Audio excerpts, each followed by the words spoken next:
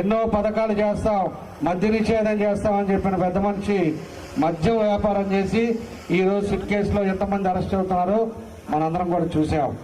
కాబట్టి ఈ రాష్ట్రంలోని అదేవిధంగా 2024లో మన ప్రభుత్వం ఎన్డీఏ కూటమి వచ్చిన తర్వాత ఈరోజు మన ప్రీతమ నాయకులు చంద్రబాబు నాయుడు గారు ముఖ్యమంత్రి అయిన తర్వాత ఈరోజు రాష్ట్రాల్లో ఒక్కొక్కటి మనకు తీసుకురావడం జరుగుతూ ఉంది.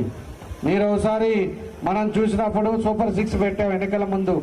సూపర్ 6లో ఈరోజు 4 అమలు పరిచారు. ఈరోజు ఒకసారి గమనిస్తే అన్నదాత సుఖీభావ ఇచ్చారు. దానికి కూడా 46,85,838 మందికి మన రాష్ట్రంలో 3,174 కోట్ల రూపాయలు వాళ్ళ అకౌంట్లో పడేటట్టుగా రైతులను ఆదుకోవడం జరిగింది. అదేవిధంగా తల్లికి వందనం పథకం, అది కూడా రెండోది. మొన్నే మన వాళ్ళందరికీ ఎంతమంది పిల్లలు ఉంటే అంతమందికి కూడా మొత్తం కూడా వాళ్ళ అకౌంట్లో వేశారు.